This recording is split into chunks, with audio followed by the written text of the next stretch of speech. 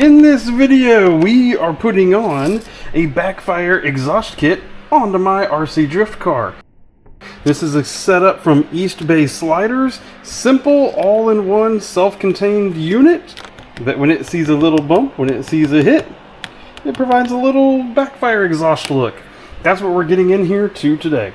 If you're new to the channel, welcome. My name is Troy. This is Roadside RC. You'll tend to find me bashing or crawling or drifting or racing, plus doing product review videos and how-tos. And in this latest group of videos, we've been customizing an RC body for my brand new Team Associated DC-10 drift chassis. And I don't normally really run lights, but I kind of wanted to try some. I picked up this set. This is from Eastbay sliders.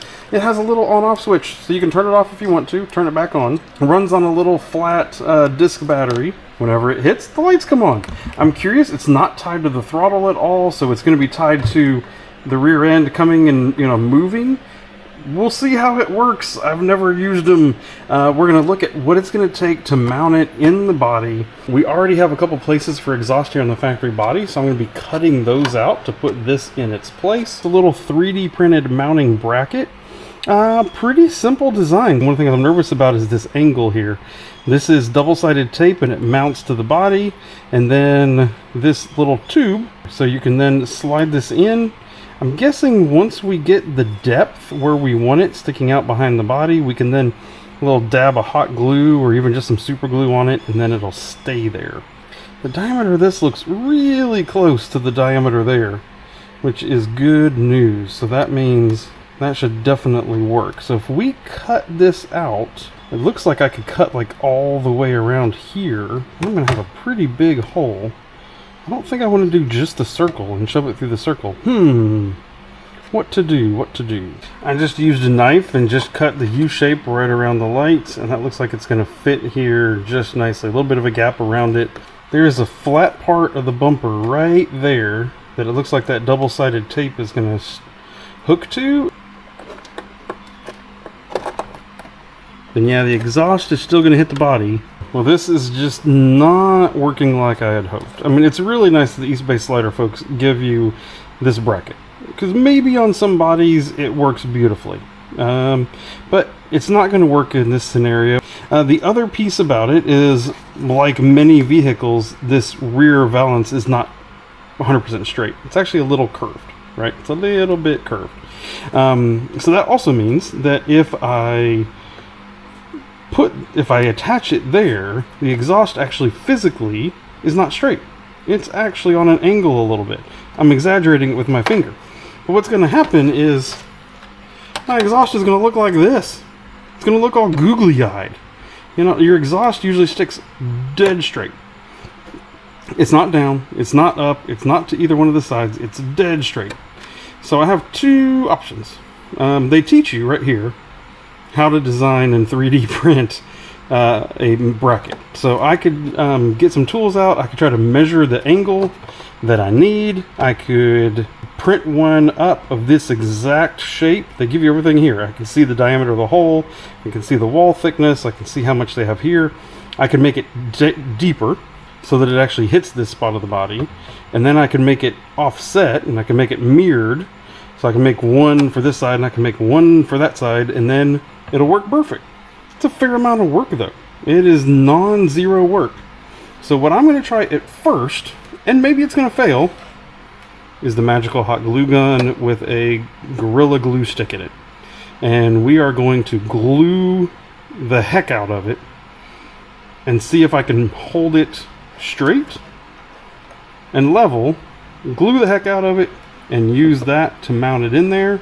Prove that this whole thing works before I go through all that effort to 3D print and design a whole new bracket. Alright, time to confess, it took me a couple tries at this, and they're still not perfect. There's actually, this one is angled down just a little bit more and is a little bit lower than this one. So just gluing them with hot glue is not an immediate easy button fix, but they're in there now. And so now we can look at putting the lights in, and how far in, how far out do I want them to stick? Do I want them way sticking out like this? Probably not. I think probably roughly equal with the body. somewhere in that regards is where I'm going to want them. I'm going to stick a little hot glue on the back side of them to hold them in place. So we're going to put just a dab on it. Not a big deal, just a little bit to hold it where it is. And while we're looking at that, we're going to start looking at where to mount the on-off switch. Right, just stuck some double-sided tape on here, and this body has a nice flat spot right here in the middle. I can reach in, I can get the on-off switch. Let's put it on, see what it looks like.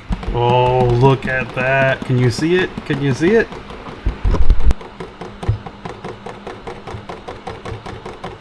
That's fun. I'm a little nervous that when I drive the car, do I do enough heavy throttle inputs to actually ever trigger these lights to come on? So I'm gonna just take it for a quick spin here in the garage. I got mess. There's a lawnmower. There's a lawnmower in the way and all that. So this is horrible videoing here. But I'm gonna give it a quick shot in the garage to see if I can tell. Like, are these actually coming on at all?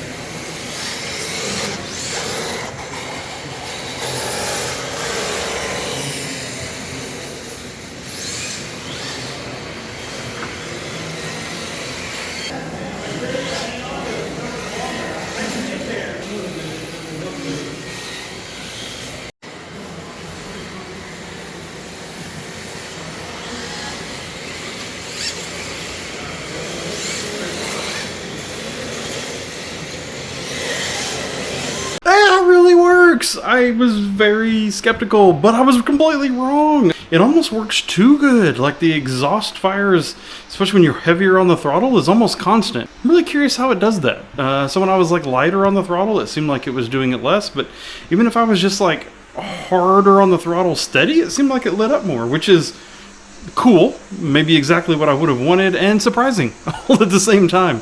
So awesome, there we go. So completely worth it and exciting, and I'm really excited to have that on there. And if you are curious about getting one, I'm gonna have a link in the video description exactly where you can pick this up, and they have all sorts of different configurations. This was the dual exhaust configuration. They have single, they have all sorts of other stuff too. So I think I'm gonna have to go look and see what other Eastbay slider stuff is out there, because their other stuff works as good as that. I'm pretty happy with that. But I hope this video was useful for you. If you have questions, leave them down in the comment section below, and I'll be happy to help whatever I can. And I have a whole Drift Tech playlist where I have all of this kind of stuff that I have done. That'll be popping up over to your right. I hope to see you in one of those videos. Thank you, and goodbye.